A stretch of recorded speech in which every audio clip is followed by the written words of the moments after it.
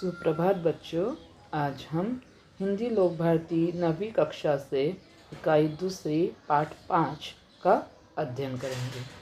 पाठ 5 अतीत के पत्र। इसके रचनाकार हैं विनोबा जी और गांधी जी।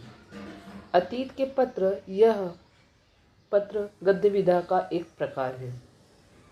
पत्र के माध्यम से एक व्यक्ति दूसरे व्यक्ति को अपने विचार, अपनी भावना, अपना जीवन विषय दृष्टिकोण एवं अपने मूल्यों को पहुंचाने का कार्य करता है।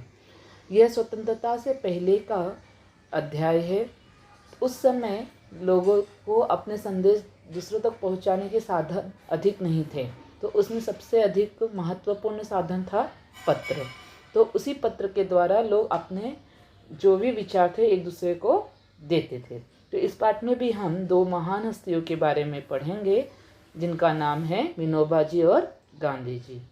इन्होंने इस पाठ में पत्र के द्वारा अपने विचार एक दूसरे को समर्पित किए हैं। तो सबसे पहले हम विनोबा भावे जी का परिचय देखेंगे।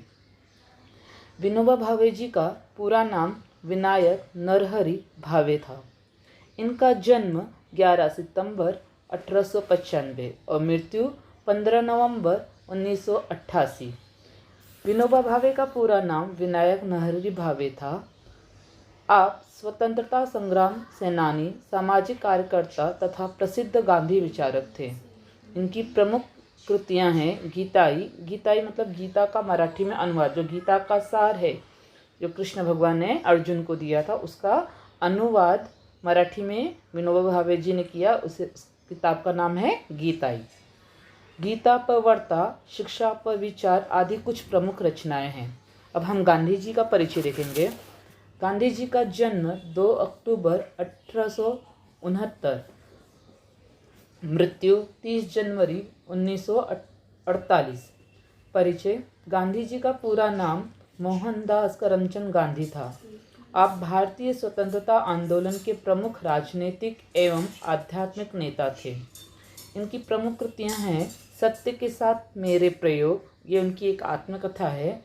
फिर हिंद स्वराज या इंडियन होम रूल। इनके अतिरिक्त लगभग प्रत्येक दिन अनेक व्यक्तियों और समाचार पत्रों के लिए लेखन करते थे। गांधी जी ने पत्र भी निकाले थे, समाचार पत्र, और उसमें वो लेखन का कार्य करते थे। इस पाठ में हम देखेंगे 2 पत्र हमें मिला है। प्रथम पत्र में विनोबा भावे जी का दृढ़ निश्चय, देश सेवा व्रत, परिश्रम, अनुशासन एवं गांधी जी के प्रति समर्पण एवं श्रद्धा परिलक्षित होती है। और दूसरे पत्र में गांधी जी का भावे जी के प्रति, भावे मतलब विनोबा भावे के प्रति विश्वास, प्रीतवर्त प्रेम दिखाई पड़ता है। इन पत्रों से विविध मानवीय मूल्यों को अपनाने की प्रेरणा प्राप्त होती है। विनोबा भावे जी गांधी जी को अपने पिताजी के समान मानते थे, इसीलिए उन्होंने यहाँ पे सर्वप्रथम लिखा है परम पूज्य बापूजी। ठीक है। अब यह पत्र उन्होंने बापूजी को लिखा है और वो उन्हें अपने एक पिता के समान मानते थे। अब वो उनसे दूर थे, उनके आश्रम से दूर रहकर वो महाराष्ट्र में सातारा जिले में रहने लगे थे। तो उस समय उनके साथ कौन कौन सी घटनाएं घटित होती है, उन सब का वर्णन उन्होंने इस पत्र के माध्यम से लिखा है। तो हम देखते हैं पेज नंबर 56, फर्स्ट पैराग्राफ। 1 साल पहले अस्वास्थ्य के कारण आश्रम से बाहर गया था। बच्चों, यहाँ पे जो भी वाक्य दिए गए हैं वो विनोबा भावे जी के वाक्य हैं। तो हमें ये समझ के पढ़ना है कि विनोबा भावे जी किस प्रकार अपनी बातें पत्र के माध्यम से गांधी जी को लिख रहे हैं। ठीक है। तो विनोबा भावे जी क्या कह रहे हैं कि 1 साल पहले अस्वास्थ्य मतलब बीमारी के कारण वे आश्रम से बाहर चले गए थे। तो यहाँ पे किस आश्रम के बारे में बात की जा रही है? साबरमती आश्रम, जो गुजरात में है और जहाँ पे गांधी जी रहते थे। उस साबरमती आश्रम में गांधी जी लोगों को देश प्रेम की भावना, शिक्षा, कृषि की पद्धति, बहुत सारे विचार पूर्वक कार्य वहाँ पे किए जाते थे। तो वहाँ पे उनके साथ विनोबा भावे जी भी रहते थे, पर उनकी तबीयत अचानक खराब हो गई थी, इसलिए वे 1 साल पहले आश्रम से क्या हो गए थे? चले गए थे। यह तय हुआ था कि 2-3 मास वाई में रहकर आश्रम लौट जाऊंगा। वाई का एक गांव का नाम है, जगह जो सातारा जिले में है। तो उन्होंने गांधी जी से वादा किया कि मैं 2-3 माह अपने राज्य, मतलब उनका महाराष्ट्र के निवासी थे, तो महाराष्ट्र में रहकर 2-3 महीने, मास मतलब महीने, मैं वहाँ पे रहूँगा। उसके बाद वापस आश्रम लौट आऊँगा। पर 1 साल बीत गया। तो 2-3 महीने की बात कह के वो गए थे, पर पूरे 1 साल हो चुके थे और विनोबा भावे जी अभी तक आश्रम वापस नहीं लौटे थे। फिर भी मेरा कोई ठिकाना नहीं है, मतलब कि अभी तक उनका कुछ अता पता नहीं है, वे आश्रम नहीं जा पाए हैं। ठिकाना नहीं रहना मुहावरा है, अंडरलाइन। पर मुझे कबूल करना चाहिए कि इस बारे में सारा दोष मेरा ही है। तो वे गांधी जी से एक तरफ से माफ़ी मांग रहे कि इसमें सारी गलती मेरी ही है कि मैं 2-3 महीने की बात कह के गया और अभी 1 साल होने को आए हैं और मैं अभी तक आश्रम वापस नहीं आ पाया हूँ। तो इसमें सारा दोष मतलब गलती किसकी है? विनोबा भावे जी की। वैसे मामा फड़के को मैंने 1-2 पत्र लिखे थे। मामा फड़के भी उनके साथ साबरमती आश्रम में रहते थे, तो उन्होंने जो फड़के जी हैं, उन्हें विनोबा भावे जी मामा कहते हैं, तो उन्हें भी उन्होंने 2-3 पत्र लिखे थे। कब? इन 1 वर्षों में।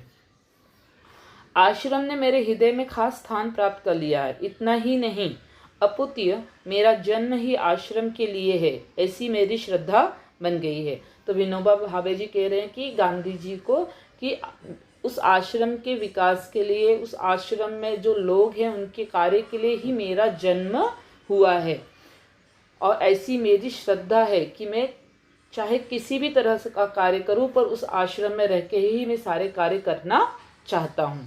तो फिर प्रश्न उठता है कि मैं 1 वर्ष बाहर क्यों रहा? तो प्रश्न ये है कि तुम जब आपका मन इतना आश्रम में लगा हुआ है तो आप 1 वर्ष से आश्रम की ओर क्यों नहीं गए? ठीक है, तो अब आगे विनोबा भावे जी कह रहे हैं, जब मैं 10 वर्ष का था तभी मैंने ब्रह्मचर्य व्रत का पालन करते हुए देश सेवा करने का व्रत लिया था। तो विनोबा भावे जी जब 10 साल के थे तभी उन्होंने एक प्रतिज्ञा ली थी। व्रत मतलब प्रतिज्ञा, क्या? कि मैं ब्रह्मचर्य मतलब मैं शादी नहीं करूँगा और अपना पूरा जीवन देश की सेवा के लिए समर्पित कर दूँगा। उसके बाद मैं हाई स्कूल में दाखिला हुआ, मतलब 9th-10th में उन्होंने एडमिशन लिया 8th स्टैंडर्ड के बाद। उस समय मुझे भगवत गीता के अध्ययन का शौक लगा और जब वो हाई स्कूल में थे तो उस समय उन्हें भगवत गीता जो श्री कृष्ण ने अर्जुन जी को उपदेश दिया है उसका अध्ययन करने का उन्हें बहुत इंटरेस्ट हो गया था। उस समय मुझे भगवत गीता के अध्ययन का शौक लगा, पर मेरे पिताजी ने दूसरी भाषा के तौर पर फ्रेंच लेने की आज्ञा दी। मतलब जब उन्होंने अपने पिताजी से कहा, जैसे वो मराठी थे तो वो अपने मातृभाषा में अध्ययन कर रहे थे और दूसरी लैंग्वेज में वो हिंदी सीखना चाहते थे, पर उनके पिताजी ने क्या कहा कि तुम फ्रेंच लैंग्वेज सीखो। ये इस समय का समय है जब अंग्रेज सत्ता हमारे देश में थी, तो उनके पिताजी ने भी क्या कहा कि आप फ्रेंच लैंग्वेज सीखिए। तो भी गीता का मेरा प्रेम कम नहीं हुआ। उन्होंने फ्रेंच लैंग्वेज भी सीखा पर वो गीता भी पढ़ना चाहते थे। तभी से मैंने घर पर ही खुद ब खुद संस्कृत का अभ्यास शुरू कर दिया। गीता संस्कृत भाषा में लिखी गई है, तो वो खुद ही अपने आप, वो कहीं पढ़ने नहीं गए, खुद उन्होंने कोशिश करके संस्कृत का अभ्यास शुरू कर दिया।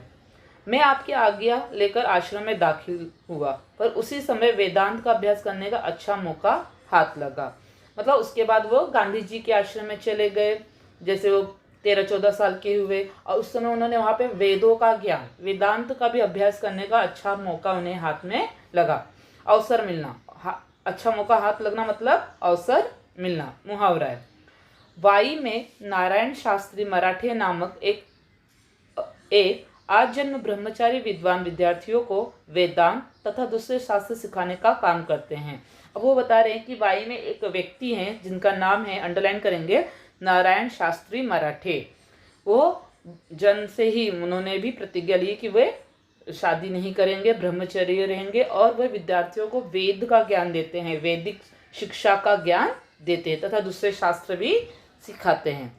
उनके पास उपनिषदों का अध्ययन करने का लोभ मुझे हुआ, तो वो उन नारायण शास्त्री जी के पास बैठ के विनोबा भावे जी उपनिषद का अर्थ होता है ऐसा ज्ञान जो गुरु के पास बैठकर अध्ययन किया जाता है, तो उसका भी उन्होंने अध्ययन का उनके मन में लोभ मतलब इच्छा हुई कि मैं वेदों का ज्ञान लूँ, संस्कृत सीखूं, ये सब की इच्छा विनोबा भावे के मन में आने लगी। इस लोभ के कारण वाई में मैं ज़्यादा समय रह गया। इसलिए 2-3 महीने के बाद जब मेरी तबीयत ठीक भी हो गई थी, पर मुझे और जो वेदों का ज्ञान सीखना था, इसलिए मैं वाई में रह गया। तो मेन कारण क्या है, वो वाई में किस लिए रह गए थे? उपनिषद, वेदांत और गीता, ये सब पढ़ने के लिए वे अपने सातारा जिले में रह गए।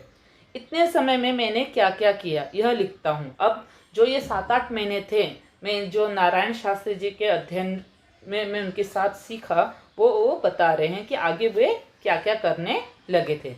जिस लोभ के खातिर मैं इतने दिनों आश्रम से बाहर रहा, मेरा वह लोभ और उसका कार्य नीचे लिखे अनुसार है। मतलब उनका जो मेन लक्ष्य था कि वो किस लिए वाई में रह गए, वो अपना यहाँ पे वर्णन कर रहे हैं पत्र के माध्यम से। स्वास्थ्य सुधार के निमित्त पहले तो मैंने 10-12 मील घूमना शुरू किया। मतलब हेल्थ को अच्छा करने के लिए सबसे पहले मैं कई किलोमीटर चलना मैंने शुरू किया। रोज कितने किलोमीटर वो घूम रहे थे? 10-12 मील वो घूम रहे थे।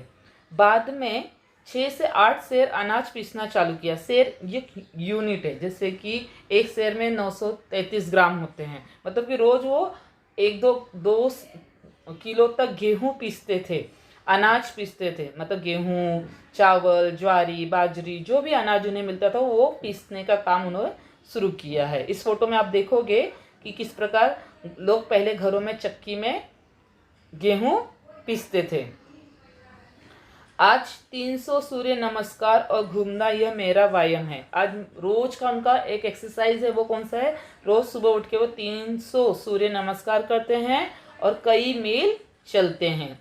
ये उनके व्यायाम में प्रथम उनका लक्ष्य है कि वो सुबह सुबह उठ के सूर्य नमस्कार करे और घूमे, जिससे उनका क्या होगी? तबीयत ठीक होगी। क्योंकि वो बीमार हो गए थे, इसीलिए वो अपनी हेल्थ को सुधारने के लिए वाई में आए थे। इससे मेरा स्वास्थ्य ठीक हो गया। अब आहार के विषय में, ये तो एक्सरसाइज के विषय में हो गया। अभी आहार मतलब भोजन, वे किस प्रकार का खाना खाना कर रहे थे। पहले 6 महीने तक तो नमक खाया। जब वो आए बीमार थे तो स्टार्टिंग में वो नमक खा रहे थे। जैसे कि हम भी हर खाने में जो भी हमारा डेली रूटीन रहता है उसमें नमक तो रहता ही है, तो वो भी नमक खा रहे थे। नमक मीन्स सॉल्ट।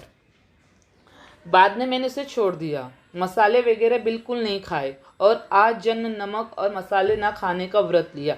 मतलब वो अपने हेल्थ पे इतना ध्यान दे रहे थे कि उन्होंने मसाले बिल्कुल नहीं खाए, तीखा सामान बिल्कुल नहीं खाया और धीरे धीरे वे नमक भी छोड़ दिए। उन्होंने नमक और मसाले नहीं खाने की प्रतिज्ञा ले ली।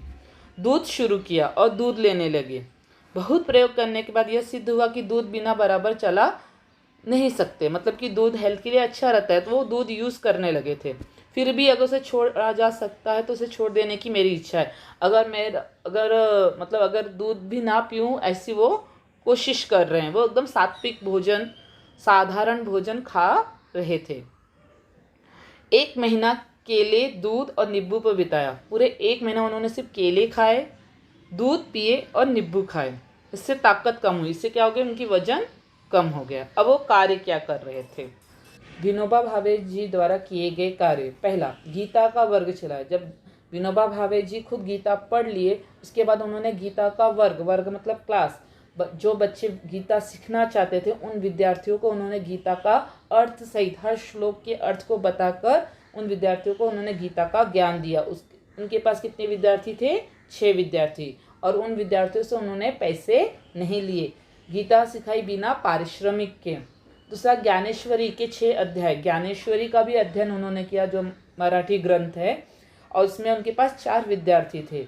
उपनिषद 9, उपनिषद धार्मिक ग्रंथ है, इसे भी उन्होंने सिखाया विद्यार्थियों को। इस वर्ग में उनके पास 2 विद्यार्थी थे। मतलब हर विद्यार्थियों को अलग अलग, जो विद्यार्थी जो सीखना चाहते थे उन विद्यार्थियों के लिए वो इतना समय निकालते थे और हर जिस वर्ग के विद्यार्थी थे उन्हें वो शिक्षित करते थे। हिंदी प्रचार, उन्होंने हिंदी का प्रचार भी किया। मैं स्वयं अच्छी हिंदी नहीं जानता था। जैसे कि हमें पता है कि विनोबा भावे जी महाराष्ट्रियन थे, तो उन्हें इतनी अच्छी हिंदी नहीं आती थी। फिर भी विद्यार्थियों को हिंदी के समाचार पत्र पढ़ने पढ़ाने का क्रम रखा। फिर भी वह डेली हिंदी के जो समाचार पत्र आते थे वे खुद भी पढ़ते थे और विद्यार्थियों को भी पढ़ने का मौका देते थे। अंग्रेजी 2 विद्यार्थियों को सिखाई और इंग्लिश लैंग्वेज 2 विद्यार्थियों को उन्होंने सिखाया, उन्हें इंग्लिश भी आती थी। यात्रा लगभग 400 मील पैदल, वो बहुत चलते थे। वहाँ के वाई में महाराष्ट्र के जितने भी ऐतिहासिक स्थल थे उन सब जगह वो पैदल ही चल के गए हैं, जैसे कि राजगढ़, सिंहगढ़, तोरणगढ़ आदि इतिहास के प्रसिद्ध किले उन्होंने देखे।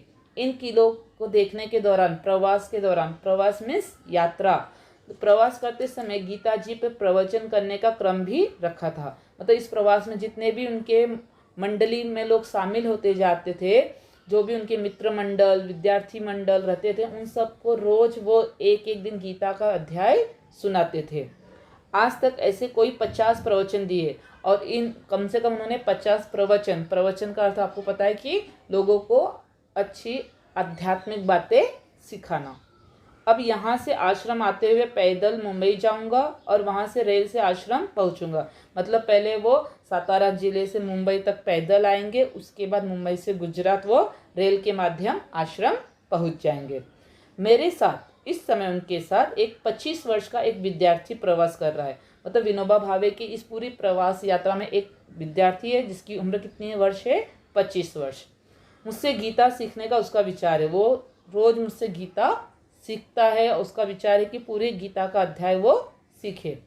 मैं अधिक से अधिक चैत्र शुल्क 1 को आश्रम पहुंच जाऊंगा। चैत्र मतलब मार्च महीने के तक वो आश्रम पहुंच जाएंगे। वो समय उन्होंने बताया कि गांधी जी को वो आश्रम अब कब आएंगे? चैत्र शुल्क के 1 को वो आश्रम पहुंच जाएंगे। वाई में विद्यार्थी मंडल नाम की एक संस्था की स्थापना की। उन्होंने बताया कि मैंने वाई में एक विद्यार्थी मंडल की एक स्थापना की है, जहाँ पे हर विद्यार्थी आते हैं सीखने के लिए, किताबें पढ़ने के लिए। उसमें मैंने एक वाचनालय खोला है और उसकी सहायता के लिए चक्की पीसने वालों का एक वर्ग शुरू किया।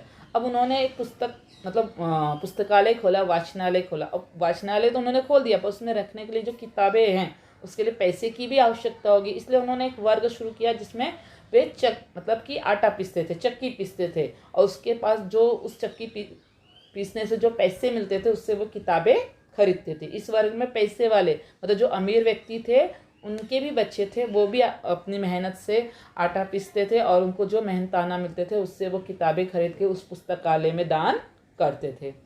जो मशीन की चक्की पर पिसवाने ले जाते थे उनका काम हम 1 पैसे में 2 सेर हिसाब से, मतलब कि 1 पैसे में 2 किलो गेहूँ, ज्वार, बाजरा जो भी उनको अनाज मिलते थे वो पीस कर देते थे।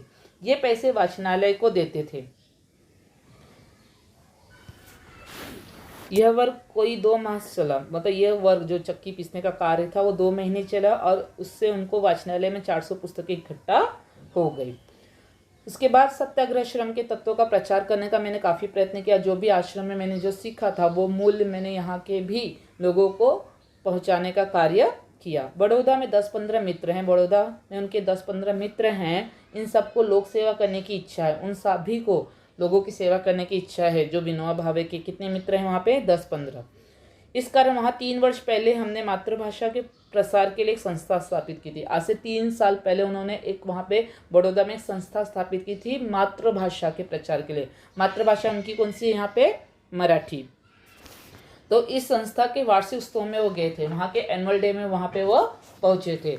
उत्सव यानी संस्था के सभासद इकट्ठा होकर क्या काम किया, आगे क्या करना है इसकी चर्चा। तो उस जो एनुअल डे था उसमें उन्होंने आगे क्या करने वाले हैं इस मुद्दे पर भी बातचीत हुई थी। उसमें मैंने वहाँ हिंदी प्रचार करने का विचार रखा। वहाँ पे उन्होंने अपने विचार क्या रखा कि हमें हिंदी का और अधिक से अधिक से प्रचार करना चाहिए। मेरी श्रद्धा है कि वह संस्था यह काम जरूर करेगी। तो उनकी श्रद्धा, उनकी विश्वास है कि वो जो संस्था है जो बड़ौदा में है वो हिंदी का प्रचार जरूर करेगी। विनोबा जी आगे बता रहे हैं कि हिंदी प्रचार का जो प्रयत्न शुरू किया है हमने, उसमें बड़ौदा की ये संस्था काम करने को तैयार रहेगी।